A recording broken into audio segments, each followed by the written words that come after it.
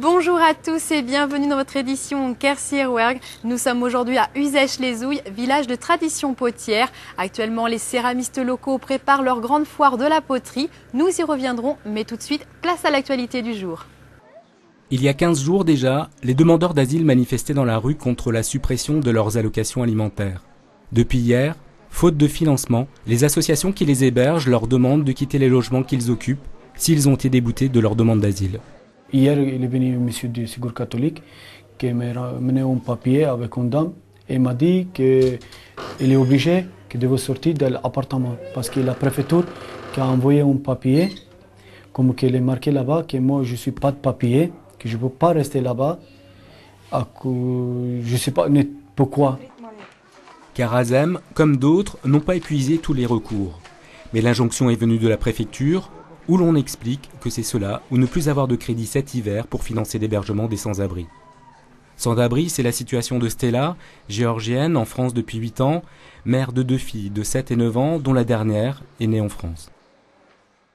Je suis très angoissée par cette situation. Je vais me retrouver à la rue avec mes 2 filles alors que j'attends un bébé. En plus, mon mari a été arrêté et placé en centre de rétention administrative. Il risque d'être expulsé en Géorgie.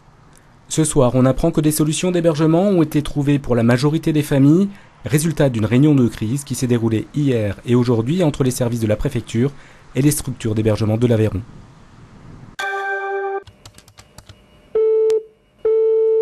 Bonjour, le cabinet dentaire du docteur est fermé jusqu'au lundi 29 août, 9h.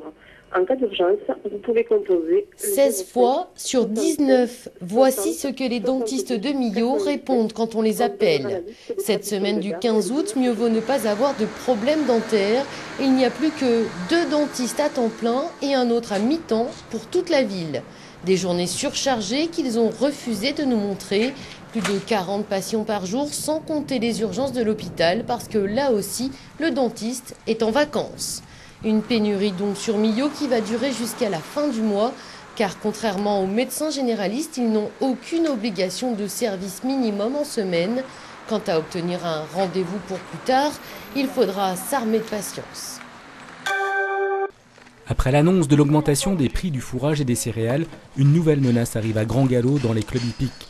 Le passage de la TVA de 5,5 à 19,6, une préconisation européenne qui pourrait avoir de graves répercussions pour les professionnels d'ici la fin de l'année.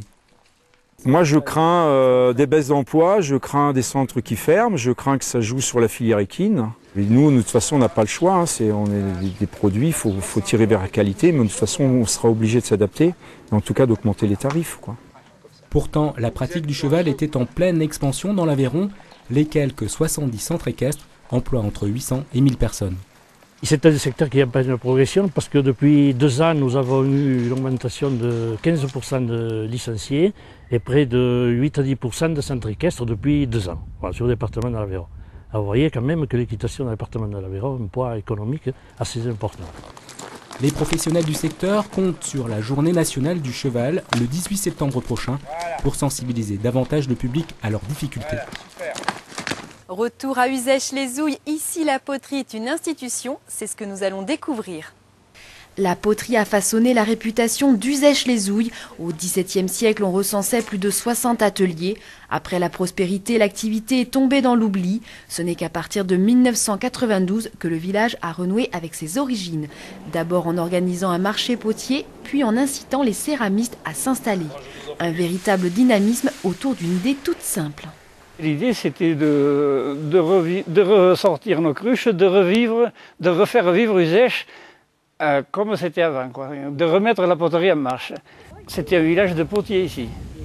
Ici, avant, les anciens étaient agriculteurs et potiers. Aujourd'hui, la commune est émaillée d'une poignée d'artistes qui perpétuent la tradition. Trouver un local, c'est relativement difficile, je pense, comme dans beaucoup de professions, et en particulier les professions, les métiers artisanaux ou artistiques. C'est aujourd'hui difficile de trouver effectivement un lieu à des prix accessibles. Dans cet espace, plusieurs céramistes partagent leur savoir-faire. On doit tenir la salle, c'est surtout ça, tenir la salle donc à tour de rôle, puis faire vivre le lieu. Et ça m'a plu. Je souhaitais, à la base, avoir un atelier à 2, puis ça s'est pas fait.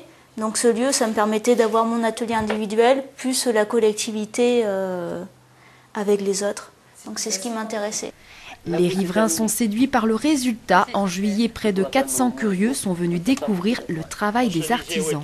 Parce que des gens qui ne s'arrêteraient peut-être pas, s'arrêteraient la plupart, parce que c'est quand même un peu spécial, notre petite commune. Mais vu la poterie, la plupart vont voir ce qui se passe.